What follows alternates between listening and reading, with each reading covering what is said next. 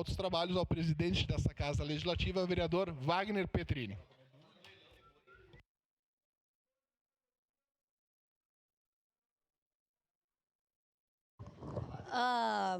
Não, eu acho importante a gente ressaltar sobre esse projeto, porque isso, em outras épocas também, quando eu estava no Sindserv, às vezes os servidores, as servidoras, elas se passam, porque quando tu é nomeado, tu tem um prazo muito pequeno para pedir a entrada no IPAM. E eu aqui sou uma ferrenha defensora, tanto do plano como da farmácia do IPAM.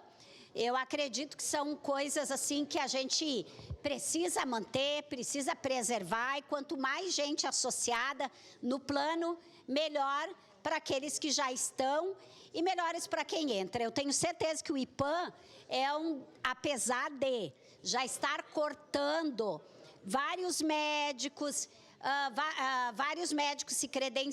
se descredenciando. Ai, tá tumultuado, né? Vários médicos se descredenciando. É um plano, eu diria que é o melhor da cidade, por várias possibilidades que se tem.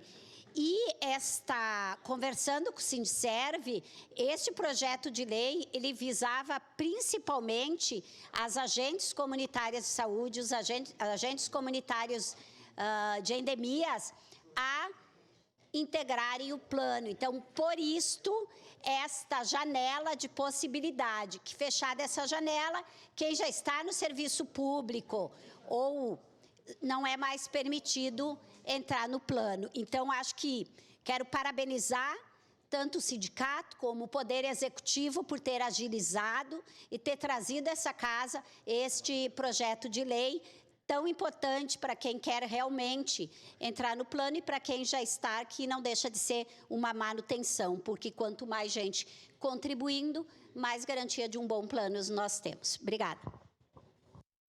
Obrigado, vereadora. Encerrada a discussão.